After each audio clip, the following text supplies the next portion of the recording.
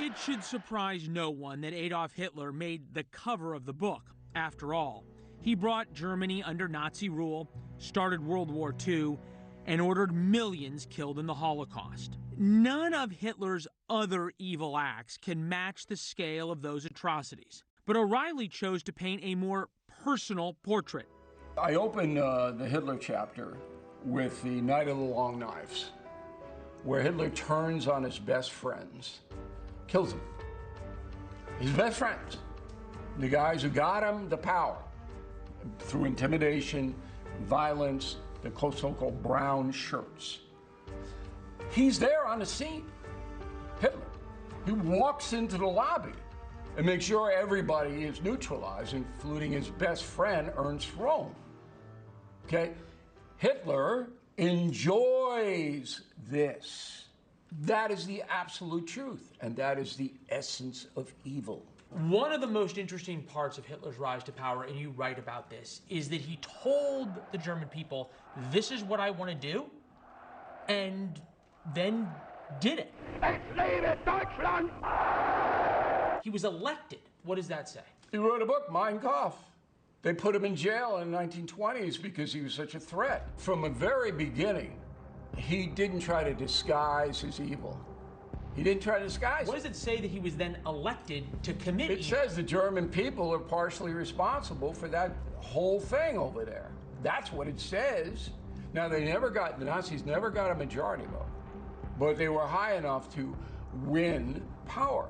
So Hitler, look, you got a guy here who was very brave, and we write about that. In World War I, he won the Iron Cross as a corporal. I mean, the guy was not some wallflower bureaucrat, okay? He was robust in his evil.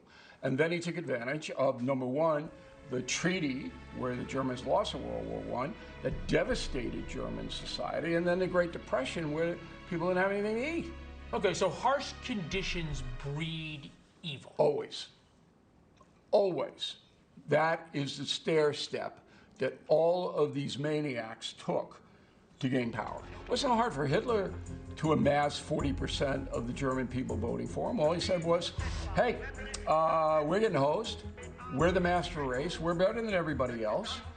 You may not have anything now, but if you vote for me, we're going to right all the wrongs.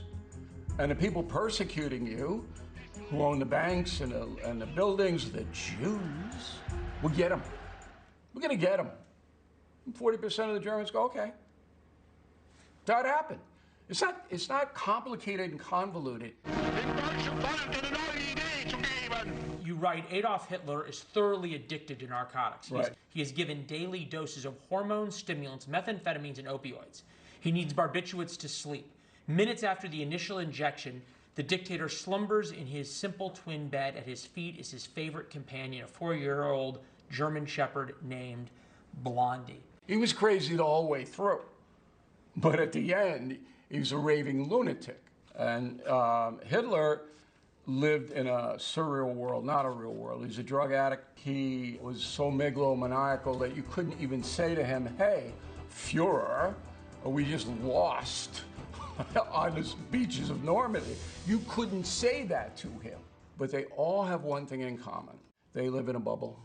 And nobody can penetrate the bubble while they're in power because they'll kill them.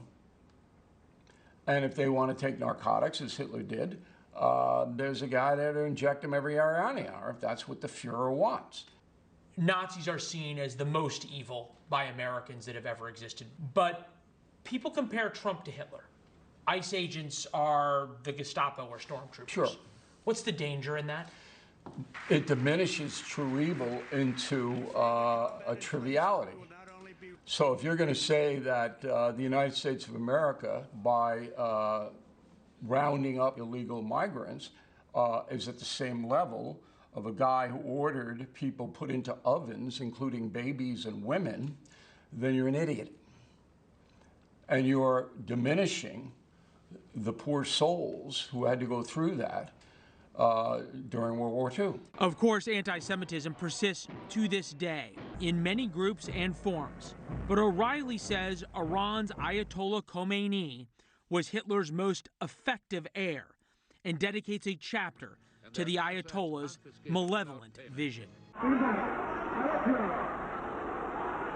Khomeini came to power leading the Iranian Revolution of 1979. He brought and enforced an era of religious zealotry, politically motivated murders, and international terror that continues to menace all of us today. You've got bin Laden, you've got Sinwar, who led Hamas in the October 7th attacks, Baghdadi of ISIS. Why pick the Ayatollah? Because he was the guy that put into motion all of these other guys. So once you have a head of state that says every Jew on the planet should be killed, then you start to go, okay. The Ayatollah often said that he was the one confronting evil. He was confronting the United States that he viewed as evil. Correct. So the Ayatollah got into power because the Shah was so bad. The Shah just exploited the hell out of the country, and then the Persian economy went down. And then Khomeini in Paris, exiled, said, "Oh, I got a opportunity here. We'll do it in the mosques. We'll get all the imams on board." The departure of the Shah is not the final victory, but it is the preface to our victory. And that's what happened. So it's the same thing in almost every society. The strong men evildoers replace the corrupt, weak rulers. You talk about the October 7th attacks, you detail them in the book, carried out by Hamas. Does that all roads lead back to Iran? All. See, these outfits couldn't exist without Iran's weapons and money. So ISIS, Hamas, the Revolutionary Guard, the real fanatics, they want to kill every Jew. Every Jew. Kill them all. That's from the Third Reich. So Hitler's legacy lives in the Middle East. And that is obviously a threat to the world. I think the Ayatollah would be quite pleased, wouldn't he? Yeah, he's probably in a hot place right now. Do you really believe that? Do you believe that there's I hope so. You know, people ask me all the time. I just hope so. I hope there's a final judgment on these evil people. Thank you for watching. Subscribe below and download our NewsNation app right now on your phone, and you will get fact-based, unbiased news for all Americans.